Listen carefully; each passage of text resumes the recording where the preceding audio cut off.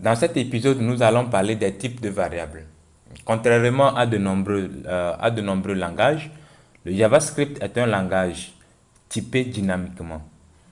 Cela veut dire généralement que toute la déclaration de variables se fait avec le mot-clé var sans distinction du contenu, tandis que dans d'autres langages, comme le C et Java, il est nécessaire de préciser quel type de contenu la variable va devoir contenir. Par exemple, si je dois déclarer une variable qui doit contenir un nombre entier, en Java par exemple, je dois dire int suivi du nom de la variable. Et si je veux déclarer une variable qui doit contenir une chaîne de caractères, je dois écrire string suivi du nom de la variable. Là, la variable ne peut contenir que son type. Maintenant, ici, on est en train de dire que cette distinction ne se fait pas. Commençons tout d'abord par voir quels sont les trois types principaux de données il y a en Java. On a dans un premier temps les types numériques.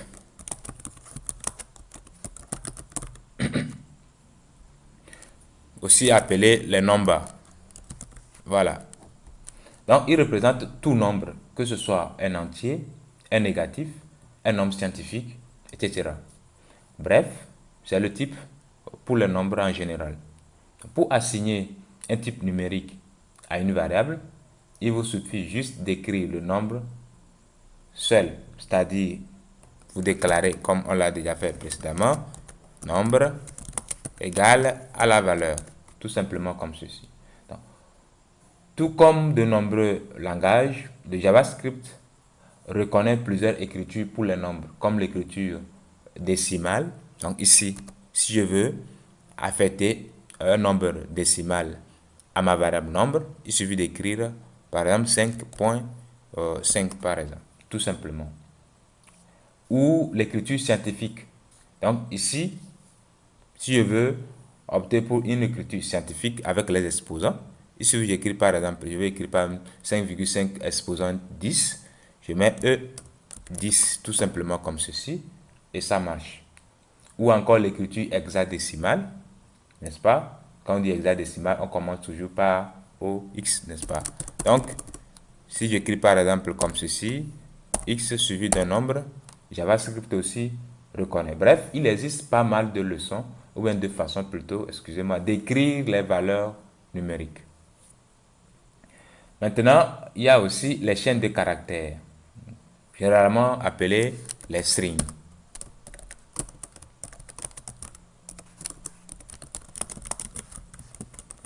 Chaîne de caractères qu'on appelle les strings. Voilà.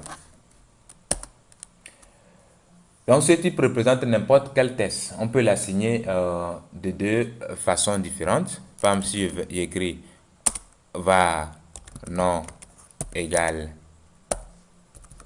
aux ans, ça c'est la première façon. Maintenant, var, je vais mettre nom 2 égale Batana. C'est quoi la différence? Dans le premier cas, j'ai utilisé les apostrophes, c'est-à-dire les simple quotes. Et dans le deuxième cas, j'ai utilisé les double quotes, c'est-à-dire les guillemets. Donc, précisons que si vous écrivez quelque chose comme ceci, var my number égale à 2,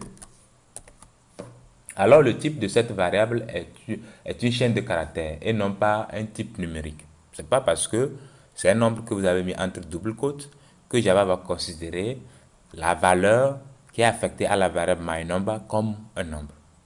Tant que c'est compris entre simple quote ou double quote, le contenu de la variable est considéré comme une chaîne de caractères. Une autre précision importante, si vous utilisez les apostrophes pour encadrer votre test et que vous souhaitez utiliser des apostrophes dans ce même test, il vous faudra alors échapper vos apostrophes. Par exemple, je veux déclarer une variable que je vais appeler présentation égale et j'utilise les simple quotes, c'est-à-dire les apostrophes, et je vais écrire par exemple je m'appelle. Ah, je m'appelle. m'appelle, IAM apostrophe appel. Donc je dois mettre apostrophe appel. Là déjà ça cause problème. Qu'est-ce que je dois faire? Je fais comme ceci. Je dois échapper ce apostrophe que je veux utiliser ici pour m'appel.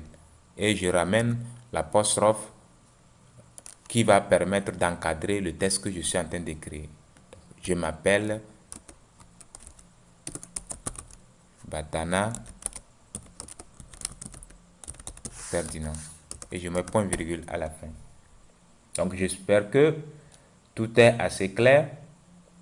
Maintenant le troisième type, on a ce qu'on appelle les booléens. Voilà, les booléens.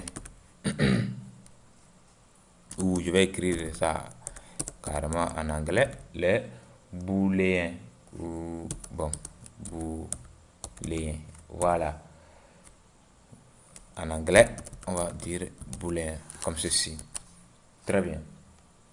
Donc les booléens sont un type bien particulier qu'on verra dans les épisodes suivants.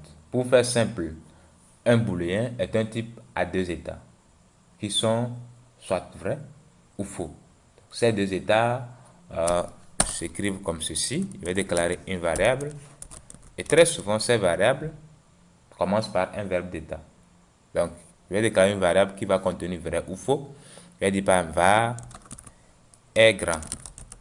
Donc, être grand. Soit tu es grand, soit tu ne l'es pas. Donc, est grand égale false. Je vais déclarer encore une autre variable est petit, par exemple, égale true. Voilà comment nous pouvons déclarer les variables booléennes. Certaines fois, il arrive, vous êtes en train de faire ou bien écrire votre code, ou bien votre script, et vous avez par exemple besoin de vérifier le type d'une variable. Vous avez déclaré une variable quelque part et vous êtes en train de l'utiliser, ou bien vous voulez prendre une décision sur la base du type de la variable.